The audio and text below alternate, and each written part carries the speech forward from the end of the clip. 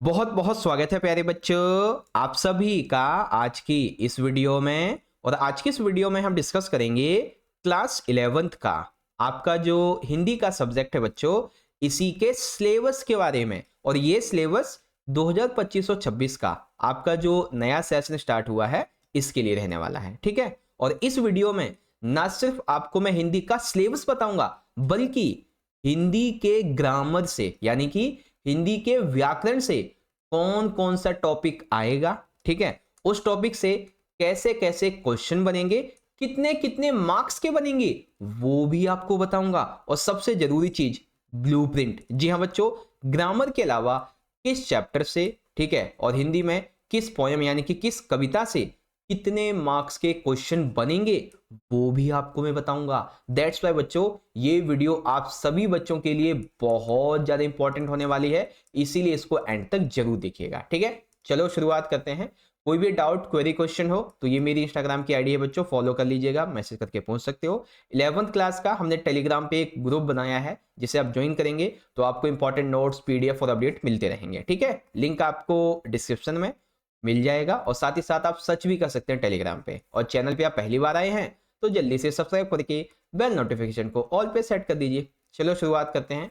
देखो बच्चों, आपका जो हिंदी का सिलेबस दिया गया है वो सिर्फ इन दो आपको स्लाइड में दिख रहा होगा, ठीक है। लेकिन जितना आसानी आपको दिख रहा है ना समझना, उतना आसान है नहीं, क्योंकि अभी आपको मैं बहुत अच्छे से सारी चीजें समझाऊंगा, ठीक है। देखो, सबसे पहले तो आप ये समझो कि 11th क्लास की हिंदी में अब आपकी 3 किताबें हैं। जैसे आपकी 10th में ना 2 बुक्स थी, लेकिन इस बार 11th में आपकी 3 किताबें होंगी। कौन कौन सी? सबसे पहली है बच्चों अंतरा भाग 1, जिसमें आपके चैप्टर्स भी हैं और इसमें आपकी पोएम्स भी हैं। फिर आपकी होगी अंतराल भाग 1, ठीक है, जिसमें आपके चैप्टर्स हैं 3 से 4। और फिर तीसरी जो किताब है वो है अभिव्यक्ति और माध्यम की। ये किताब आप खरीद लोगे ना तो ये किताब आपके 11वीं में भी काम देगी और 12वीं में, क्योंकि दोनों के लिए होती है। और बच्चों, इस किताब को अंडर एस्टिमेट मत करना, क्योंकि इसी किताब से आपके 22 से लेके 25 मार्क्स तक के क्वेश्चन एग्जाम में पूछे जाते हैं, ठीक है। अब चलो देखो, हर किताब से क्या क्या पढ़ना है इसके बारे में समझ लो पहले। तो देखो, सबसे पहले हम बात करेंगे अपनी बुक 1 जो कि है अंतरा भाग 1। तो इसमें ना 2 चीजें हैं, एक तो है आपका यहाँ पे गद्य खंड, ठीक है, और एक है आपका काव्य खंड।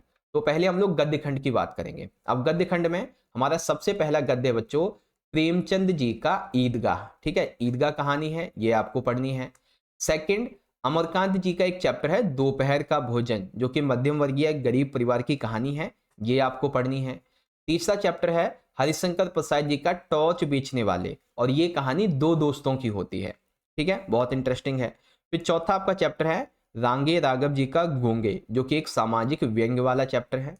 पांचवा चैप्टर तो बहुत ही आसान है, सुधा अरोड़ा जी का ज्योतिबा फुले, जो कि एक क्रांतिकारी रहे थे, ठीक है।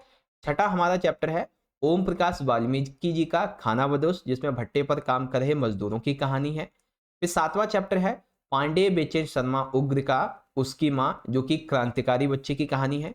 और आठवां चैप्टर है भातेंदु हरिश्चंद्र जी का कि भारतवर्ष की उन्नति कैसे हो सकती है, ये वाला, ठीक है। तो गद्य खंड से कुल मिला के आपको ये 8 चैप्टर पढ़ने हैं। इसके अलावा कोई और चैप्टर दे रखा हो आपकी किताब में तो उस पर आपको कट लगा देना है, क्योंकि बस यही 8 चैप्टर आपको पढ़ने हैं, ठीक है। चिंता मत करो बच्चों, आपको मैं हर एक चैप्टर की जो एक्सप्लेनेशन वाली वीडियोस होती है वो भी प्रोवाइड कराऊंगा। इनके मोस्ट इंपॉर्टेंट जो क्वेश्चंस हैं वो भी आपको करवाऊंगा, एमसीक्यूज भी करवा दूंगा, आपको सह प्रसंग व्याख्या भी करवा दूंगा। चिंता मत करो बच्चों, सब करवाऊंगा आपको, ठीक है। तो गद्य खंड से ये पढ़ना है। अब आ जाइए काव्य खंड में, ठीक है। अब काव्य खंड से भी हमें कुल मिला के 8 काव्य पढ़ने हैं। कितने? 8। कौन कौन से? सबसे पहले तो कवि जी के 2 काव्य हैं, यानी 2 पद हैं, अरे इन दोहुन राह न पाई, ठीक है। और दूसरा है बालम आबो हमारे गहरे। इसमें हिंदू मुसलमान की बात होती है, इसमें जो है बात होती है एक ईश्वर को पाने के लिए एक संत की, ठीक है। दूसरे कवि हैं सूरदास जी, इनके भी 2 पद हैं, खेलन में को काको गोसैया मुरली तहु गोपाली भावती, ठीक है, ये दोनों आपको पढ़ने हैं। तीसरे कवि हैं हमारे देव, और इनके 3 छोटे काव्य हैं, हंसी की चोट, सपना और दरबार, तो ये तीनों ही आपको पढ़ने हैं, ठीक है। चौथा है बच्चों सुमित्रानंद पंत जी हमारे, फिर यहाँ पे इनका चैप्टर है, इनका पोयम जो है वो है संध्या के बाद, ये पढ़ना है। पांचवी हमारी जो पोएट्री है वो है महादेवी वर्मा जी, इनका बहुत ही प्यारा और जागरूक वाला गीत है, जाग तुझको दूर जाना। तो ये काव्य भी आपको पढ़ना है। छठा बच्चों, नागार्जुन जी का है बादल को घिरते देखा है, ये आपको पढ़ना है। सातवां है श्रीकांत वर्मा जी का हस्तक्षेप, और सबसे आखिर में है आठवां धूमिल घर में वापसी। ठीक है, तो कुल मिला के आपको ये 8 पढ़ने हैं। एक बार दोबारा दिखा देता हूं, गद्य खंड से देख लीजिए, ईदगाह, दोपहर का भोजन, टॉर्च बेचने वाले, गूंगे, ज्योतिबा फुले, खाना बदोश, उसकी माँ, भारतवर्ष की उनसी कैसे हो सकती है। काव्यखंड की बात करेंगे तो कवि सूरदास, देव, सुवितानंद पंत, महादेवी वर्मा जी, नागार्जुन, श्रीकांत वर्मा, धूमिल, ये पढ़ने हैं। ओके, अब बारी आती है यहाँ पे हमारी दूसरी वाली किताब की। ठीक है, बुक नंबर 2 जो कि है अंतराल भाग 1। अब इसमें वैसे तो 3 चैप्टर होते हैं, लेकिन आपको सिर्फ 2 ही चैप्टर पढ़ने हैं। कौन कौन से? सबसे पहला जो आपका चैप्टर है वो रहेगा हुसैन की कहानी अपनी ज़बानी, और ये चैप्टर बहुत बड़ा है, तकरीबन 15-20 पेज का है, क्योंकि ये 2 पार्ट में है। एक तो है बड़ौदा का बोर्डिंग स्कूल, जिसमें लेखक की कहानी बड़ौदा के बोर्डिंग स्कूल की है। दूसरी कहानी इसमें रानीपुर बाजार की है लेखक की। ठीक है, तो इसके ये दोनों ही पार्ट आपको पढ़ने हैं, और इसके लेखक है मकबूल फिदा हुसैन। फिर दूसरा आपका चैप्टर है बच्चों आवारा मसीहा। ठीक है, इसमें एक पॉइंट है दिशाहारा, ये आपको पढ़ना है, जिसके लेखक हैं विष्णु प्रभाकर जी। तो कुल मिला के यही 2 चैप्टर आपको इस किताब से पढ़ने हैं। ओके, तो अब समय आ चुका है बच्चों आपके सबसे इंपॉर्टेंट टॉपिक व्याकरण का। ठीक है, अब व्याकरण के लिए हमारी जो तीसरी वाली किताब है ना बच्चों, इसको आपको देखना है अभिव्यक्ति और माध्यम की। मैं इसीलिए कह रहा था इसे अंडर एस्टिमेट मत करना बच्चों, क्योंकि 22 नंबर के प्रश्न आपके एग्जाम में इस किताब से पूछे जाएंगे। ठीक है, कैसे कैसे प्रश्न हैं तो उसको भी जरा ध्यान से देखो। तो देखो यहाँ पे ना हमारा एक क्वेश्चन तो ये होगा कि आपको छोटे छोटे 1 नंबर के क्वेश्चन, ठीक है, और 2 नंबर के 2 क्वेश्चन दिए जाएंगे। कुल मिला के तीसरा क्वेश्चन जो है ना एग्जाम के अंदर आपका 5 नंबर का आएगा। फिर चौथा क्वेश्चन देखेंगे तो चौथे क्वेश्चन में आपको दृश्य लेखन करना होगा 5 नंबर में। ठीक है, दृश्य लेखन 5 नंबर में।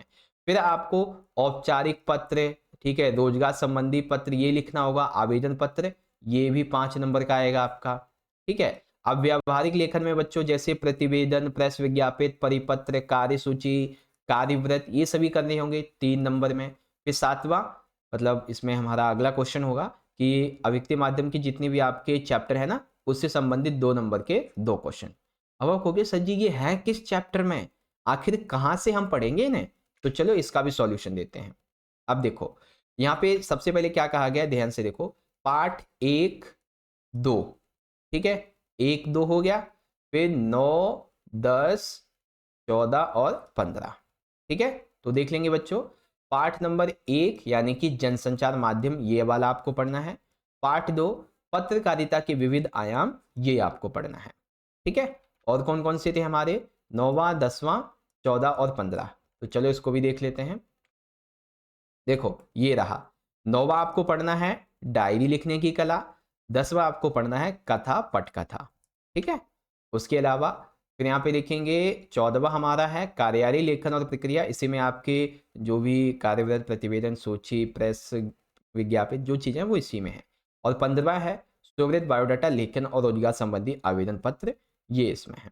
ठीक है प्यारे बच्चों, आप सभी बिल्कुल भी चिंता मत करो। चिंता इसलिए मत करो क्योंकि आपको ना मैं हर एक टॉपिक का, ठीक है, हर एक टॉपिक की बहुत अच्छे से आपको मैं प्रैक्टिस करवा दूंगा, क्योंकि हर एक चैप्टर की, हर एक टॉपिक की आपको मैं बहुत अच्छे से एक्सप्लेनेशन वाली वीडियोस प्रोवाइड करवाऊंगा। ठीक है, साथ ही साथ आपको मैं इंपॉर्टेंट क्वेश्चंस भी दूंगा, आपकी प्रैक्टिस करवाऊंगा, यहाँ तक कि हम लाइव क्लास के साथ में इसको सॉल्व करेंगे। ठीक है, बिल्कुल चिंता मत करो, इस बार 2025-26 हम बहुत अच्छे से अपना अटेंड करवाएंगे। ठीक है, बिल्कुल भी टेंशन छोड़ दो। और अब आप यहाँ पे देखो, ये ऑफिशियल सिलेबस जो कि आपको मैंने शुरुआत में दिखाया था, ये वो है। और इसके हिसाब से अब हम बात करेंगे बच्चों आपका जो किताबें हैं ना, उसके क्वेश्चन आंसर की। तो किताबों के माध्यम से देखो बच्चों क्या है कि यहाँ पे ना किताब से आपके 40 नंबर के क्वेश्चन होंगे, जिसमें हमारा 8वां जो प्रश्न है ये होगा MCQ वाला, यानी कि आपको पता है क्या है, जो कविता होगी ना आपकी कविता, उससे 4 से 5 लाइनें दे दी जाएंगी और उससे संबंधित आपसे 5 MCQ पूछे जाएंगे। फिर जो हमारा दूसरा क्वेश्चन है ये भी काव्यखंड वाला ही होगा। अब इसमें आपसे 2-2 नंबर के 3 प्रश्न पूछे जाएंगे, जिसमें से आपको सिर्फ 2 के उत्तर देने होंगे। ठीक है, ऐसे ही 10वां वाला है, काव्यांश दिया होगा, 2 काव्यांश होंगे, किसी एक काव्यांश की सप्रसंग व्याख्या करनी होगी 6 नंबर में। सेम यही प्रोसेस आपके गद्यांश के लिए है। ठीक है, एक गद्यांश होगा 4 से 5 लाइन का। ठीक, उससे संबंधित आपसे 5 एमसीक्यू पूछे जाएंगे जो आपके चैप्टर्स होते हैं। फिर गद्य खंड पर आधारित आपसे 2 नंबर के टोटल 3 प्रश्न पूछे जाएंगे, जिसमें से आपको 2 के उत्तर देने होंगे। फिर 13वें प्रश्न में आपको जो भी गद्यांश दिया होगा ना, उसकी सप्रसंग व्याख्या करनी होगी 6 नंबर में। और सबसे आखिर में जो आपकी अंतराल वाली किताब है, इससे आपके 5 नहीं 5 नंबर, हाँ ठीक है, 5 नंबर के 3 प्रश्न पूछे जाएंगे, जिसमें से आपको सिर्फ 2 के उत्तर देने होंगे। ओके, तो इस प्रकार से आपके चैप्टर से, कविता से, जितना भी आपका ब्लूप्रिंट है, सारी चीजें आपको मैंने यहाँ पे अच्छे से क्लियर कर दी हैं बच्चों। ओके, तो इस तरह से फाइनली हमने अपना हिंदी का जो सिलेबस है, ग्रामर है, ब्लूप्रिंट है, व्याकरण है, सारी चीजें अच्छे से यहाँ पे क्लियर कर ली हैं। अब बच्चों, आप सभी को ये वीडियो अच्छी लगी है तो जल्दी से इस वीडियो को एक प्यारा सा लाइक जरूर करें, अपने सभी दोस्तों में ज़्यादा से ज़्यादा शेयर कीजिएगा, कमेंट बॉक्स में सारे बच्चे फीडबैक जरूर दें, और आप हमें इंस्टाग्राम पे भी जरूर फॉलो कर लीजिएगा। ठीक है, चैनल भी आप पहली बार आए हैं तो जल्दी से सब्सक्राइब करके बेल नोटिफिकेशन को ऑल पे जरूर सेट कर देना, क्योंकि हम आपको हर एक चैप्टर की, हर एक आपके जो ग्रामर है उसके टॉपिक की, ठीक है, यहाँ तक कि हम आपको मोस्ट इंपॉर्टेंट क्वेश्चंस हो गए, उसकी प्रैक्टिस हो गई, लाइव आके सॉल्यूशन करना, सब आपको करवाएंगे। ठीक है, तो चिंता मत करो, ये जो आपका 2025 और 26 का सेशन है, इसकी तैयारी बहुत अच्छी करवा देंगे। ठीक है, बस आप हमारे चैनल को सब्सक्राइब करके बेल नोटिफिकेशन को ऑल पे सेट करके रखिएगा। ठीक है, चलिए बच्चों, मिलते हैं आप किसी और नई सिलेबस की वीडियो के साथ। तब तक के लिए आप पढ़ते रहिए और अपना ख्याल रखिए। बहुत बहुत धन्यवाद। जय हिंद, जय भारत, वंदे मातरम।